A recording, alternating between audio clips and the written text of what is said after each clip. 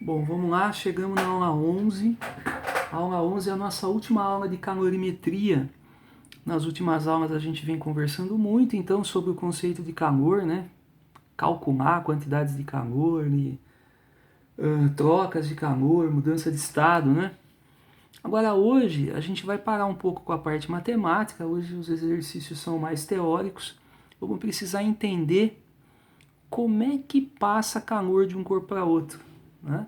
Então, essa forma, né, de transmissão do calor entre corpos, ela pode variar aí, e muito em função do estado físico do material, né? Então, eu queria mostrar para vocês hoje três formas diferentes aí do calor ser transmitido de um corpo para outro, né? Então, vamos começar aí pela condução térmica. A condução térmica é o meio, né, de transmissão de calor aí, que é característico do estado sólido. Então, se eu tenho um sólido, imagina que eu vou tentar mexer, por exemplo, uma sopa quente, né? Então, eu vou pegar a minha panela ali e vou colocar na minha panela. Então, tá esquentando aqui, tá botando fogo aqui embaixo da panela, né? Tô fornecendo calor aqui e tal. Essa sopa tá bem quente, e aí eu vou botar uma colher aqui. Vamos supor que eu coloquei aqui uma colher de metal para poder mexer, né, a minha sopa. O que vai acontecer aqui? No momento que eu coloco a colher de metal e começo a mexer, então naqueles primeiros momentos vai parecer para mim que não vou ter problema nenhum. Coloco a mão nessa extremidade e não sinto nenhum problema. E daqui a pouco começa a esquentar e chega um momento que vai queimar minha mão aqui, né?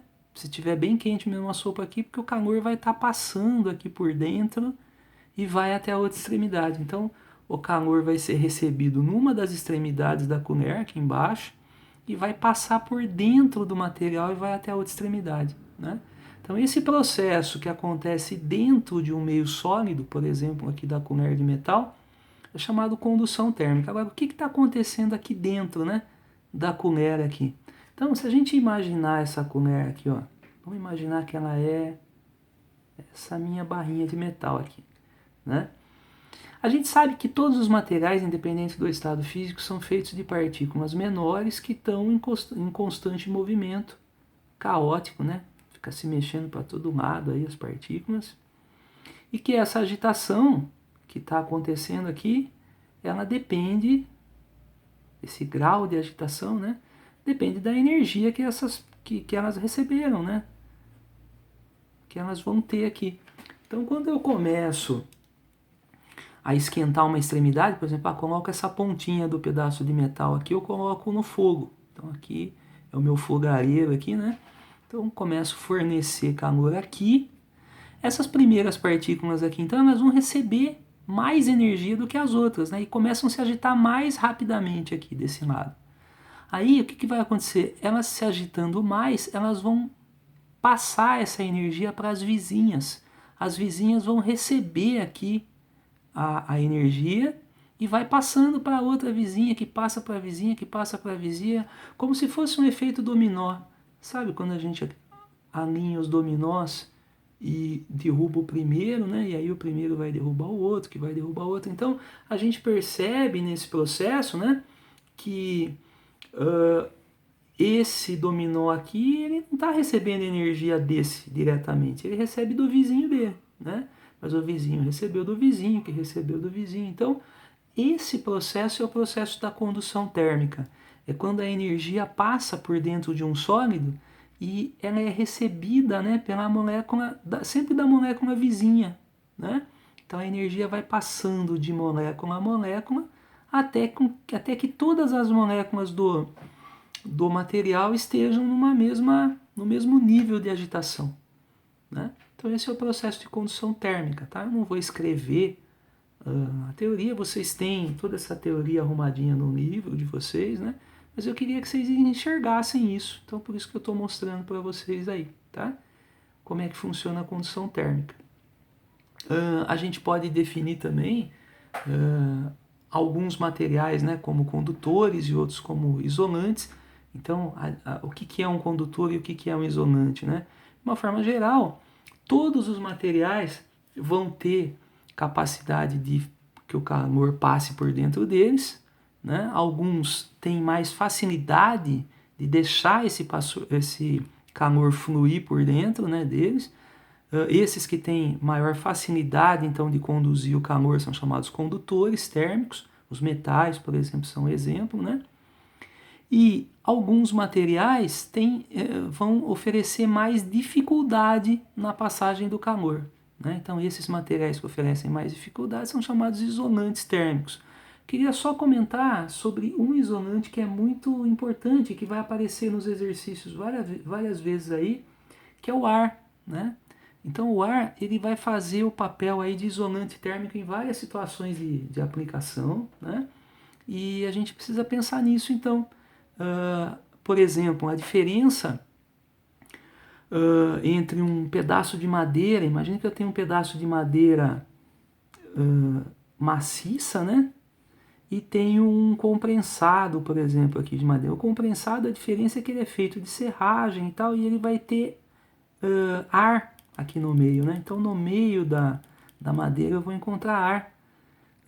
A gente percebe uma diferença, então, na condução do calor. É muito mais fácil o calor conduzir, né, passar por dentro de uma madeira sólida, né, maciça, do que dele conseguir passar aqui onde eu tenho ar, né? Então vai aparecer algumas situações nos exercícios que vai estar falando sobre isso. Ele vai comentar, por exemplo, sobre o fato do passarinho, quando está com frio, dele ficar com as penas eriçadas, né? Ele fica meio estufado assim, e aí ele consegue isolar melhor aí, termicamente, né, do ambiente. Então, por que acontece isso? O isopor, por exemplo, por que o isopor consegue isolar fácil? Então, todas essas questões estão relacionadas com essa presença do ar, né? Então, pensem nisso quando forem resolver aí problemas de condução térmica. Agora sobre a convecção térmica, né? O segundo processo aí que eu separei. A convecção térmica ela é típica dos estados líquidos e gasosos, dos estados, né, líquido e gasoso, que a gente chama também de fluidos, né? Então, típica dos fluidos. O que tem de diferente na convecção térmica? Então, vamos imaginar uma situação assim, ó, um recipiente. Dentro desse recipiente eu vou colocar água, né? E quero fazer um chá. Então eu vou jogar aqui o chá, né? Então são partículas sólidas que no começo elas vão ficar aqui no fundo do recipiente, né? Mas só que à medida que eu começo a esquentar essa água para fazer o meu chá, né? Então aqui eu vou começar a fornecer calor. A região aqui mais baixa do líquido vai receber primeiro essa energia. Essas partículas vão começar a se agitar mais rapidamente, né? Só que nos fluidos, então isso vale para líquidos e também para gases, tá? Nos fluidos a gente vai ter uma situação que é diferente da condução térmica do estado sólido, porque o fato de esquentar mais essa parte de baixo vai fazer com que essas partículas fiquem mais espaçadas uma das outras e que a gente tem aqui, né, uma densidade que diminua a densidade, aumente o volume aqui embaixo, né, ele dá uma dilatada aqui, esse líquido aqui, e ele acaba ficando mais leve do que a parte de cima. Então, o líquido mais quente, ou o vapor, né, o gás mais quente, ele é mais leve. E sendo mais leve, ele tende a subir. E esse líquido que está em cima, que está mais frio e por isso mais pesado, ele vai descer e vai ocupar o espaço que sobrou aqui embaixo. E aí começa a virar tudo isso aqui, gente. Então, a hora que começa a esquentar muito aqui para fazer o chá, a gente percebe que essas partículas sólidas que estão aqui, elas começam a virar. Então, a gente vai ver partícula sólida que estava aqui embaixo, virando aqui, ó, né? E subindo e descendo e fazendo um movimento aqui. Então a gente percebe que aqui a energia térmica ela não vai passar molécula a molécula como aconteceu na condução térmica, né? Ela vai sair daqui e vai para o outro lugar do líquido, né? Então não é que cada uma passou para a vizinha, não. Aqui as próprias moléculas que receberam a energia vão se deslocar e vão para outros pontos do líquido. Tá? Esse fenômeno aqui, né, essa reviravolta que vai acontecer aqui, isso aqui é chamado de convecção térmica, né, ou isso daqui de correntes de convecção. E essas correntes de convecção acontecem então sempre, né, em líquidos e em gases que recebem calor, né? Então, por exemplo, as correntes marinhas, né, acontecem dessa forma, né? Então a gente tem aí às vezes uma parte mais no fundo do oceano, então uma região que vulcânica, onde se recebe mais calor e tal, faz subir, né, essa água e a de cima desce e formam as correntes oceânicas, né? No caso do ar também, o próprio vento, né, a gente só consegue ter movimento das massas de ar por causa dessas correntes de convecção também, né? Então o próprio vento, a gente tem aqui um certo dia, o sol bateu forte aqui, né, esquentou o chão, aí o ar que estava aqui em volta recebeu esse calor, esquentou também, ficou mais leve e subiu. E aí o ar lá de cima que estava mais frio desceu, e aí começa a formar essas correntes. Isso daqui é o vento, né? Então, o vento, às vezes na televisão a gente escuta, né, aquele pessoal do clima e tal falando, tá chegando uma frente fria.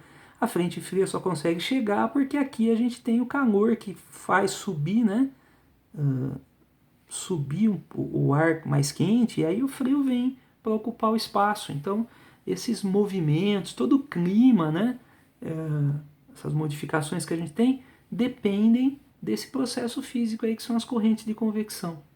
Isso acontece na natureza, né, nos líquidos e nos gases, e acontece também em materiais domésticos, por exemplo, na geladeira, né, nos aparelhos de ar-condicionado. Então, na geladeira, por exemplo, tem muito exercício, né, inclusive, que fala sobre a geladeira. Então, a gente costuma colocar a parte mais fria da geladeira, né, o congelador, o freezer e tal, na parte superior. Hoje em dia a gente tem algumas geladeiras invertidas e tal, mas a mais comum, né, é a gente encontrar aqui na parte superior. Por quê? Porque se o ar mais frio fica aqui em cima, é produzido aqui em cima, ele naturalmente desce, porque ele é mais pesado, né? E aí o ar mais quente que está embaixo sobe e a gente tem a corrente de convecção, que garante que esse frio passe para todo o refrigerador, né? Se a gente colocasse o frio embaixo, então, por exemplo, aquelas geladeiras de supermercado, né, que você vai pegar carne aqui dentro e tal, que fica bem baixa, que não vai ficar tudo aberto aqui, não tem nada fechando a geladeira, mas como é que a gente pode deixar, né, o ar frio produzido aqui, como é que ele não sai? Ah, porque esse ar frio é mais pesado do que o ar que está fora. Se ele é mais pesado, ele tende a ficar aqui, ele não tende a sair, né? Então a gente tem várias explicações no caso do ar-condicionado. Por que o ar-condicionado tem que ficar na parte de cima da sala, né? E não embaixo? Porque ele vai soltar ar frio, o ar frio tende a descer. E aí o ar quente que está embaixo sobe e a gente tem as correntes de convecção que garantem, né, a passagem essa troca, né? Esse movimento das massas de ar. Então, quando a gente tenta fazer o contrário, deixar a parte mais fria embaixo, a gente impede que aconteça isso, né? que aconteça o movimento, essa transmissão de calor. Tá? Então, tem muita coisa aí, muitos exemplos aí dentro do estudo da convecção. Agora vamos para a terceira parte, então, da nossa conversa, que é um caso bem interessante também, que é o caso da propagação do calor em regiões que não tem nem sólido, nem líquido e nem gás, né? Existem algumas situações em que a gente não tem nada disso e o calor ainda assim consegue se propagar, né? Então, por muito tempo na história da ciência, os cientistas, né, as pessoas tentavam entender como é que acontecia isso, né? Como é que a energia, né, que estava sendo produzida lá no Sol, por exemplo, podia chegar até aqui na Terra. Né? Como é que era possível esse processo, né? Então eles imaginaram por muito tempo aí que deveria existir alguma coisa aqui, né, permeando o espaço aqui entre o Sol e a Terra, né? Então, por muito tempo aconteceu isso, das pessoas imaginarem isso, eles criaram uma teoria chamada teoria do éter, né? Do éter. Nós não vamos entrar nesse assunto não, mas a teoria do éter, ela falava sobre isso, sobre um meio aqui, né, que fazia esse link, essa ligação e que permitia, então, com que a gente tivesse, né, a energia térmica passando. Só que depois, no final do século XIX, começo do século XX, né, com os estudos sobre eletromagnetismo e tal, aí começaram a aparecer umas explicações mais adequadas aí para o porquê, né, de que acontecia isso daí. Então, a ideia hoje, né, que a gente tem é de que é possível acontecer oscilações aqui no campo eletromagnético, né, e que fazem acontecer a propagação. No terceiro ano, né, na parte de eletromagnetismo e tal, a gente conversa mais sobre isso. No final desse estudo, na parte ondulatória, a gente também vai entender melhor como é que funcionam as ondas, né? Mas nessa parte aqui é bem importante a gente perceber isso, que existem algumas ondas, né, as ondas eletromagnéticas, que são capazes de se propagar em regiões que não tem meio material nenhum, né, no vácuo. Não só no vácuo, mas em outros meios também. Mas o interessante aí é que é possível, então, que essas ondas eletromagnéticas se propaguem em regiões que não tem nada. E então é legal a gente entender aí que o calor, né, é energia e também pode ser pensado como, né, energia que se propaga através de ondas eletromagnéticas. Tá? Essas ondas são produzidas no interior do Sol, né, por fenômenos que acontecem dentro da estrela, da nossa estrela, né, da fusão nuclear. Então, esses fenômenos liberam grandes quantidades de energia e fazem pulsar o próprio espaço. Então, é como se o próprio espaço aí oscilasse, e essas oscilações, então, é que chegam para a gente entende como luz e como calor. Né? Então, essa explicação a gente volta a conversar mais para frente, mas nesse ponto da matéria é interessante perceber isso daí, tá? Que a irradiação ou radiação térmica, né, também é chamada de radiação térmica, são ondas, e a gente vai ver, né, que essas ondas, em grande parte, são ondas do infravermelho, né, então dessa área do espectro de luz, né, do infravermelho, e que a gente vai entender como calor. Né, e que vão chegar e vão fazer, né, com que as partículas dos corpos se agitem mais rapidamente. Então, por isso, vão causar o efeito aí do calor. Tudo bem? Então, nos exercícios, né, vai ser explorado aí essas três formas de transmissão de calor, né? Na correção a gente volta a conversar, mas eu gostaria que vocês, se tiverem alguma dúvida quanto a definições, né, vocês pesquisem, procurem no nosso livro, vocês vão encontrar as definições mais organizadas, né? Mas eu acho que deu para a gente conversar bastante sobre isso, tá? Vou pedir para vocês fazerem, então, os exercícios aí da aula 11, todos, tá? São todos bem simples aí. Se tiverem alguma dificuldade, na hora da correção a gente volta a conversar, tá bom? Então, exercícios da aula 11.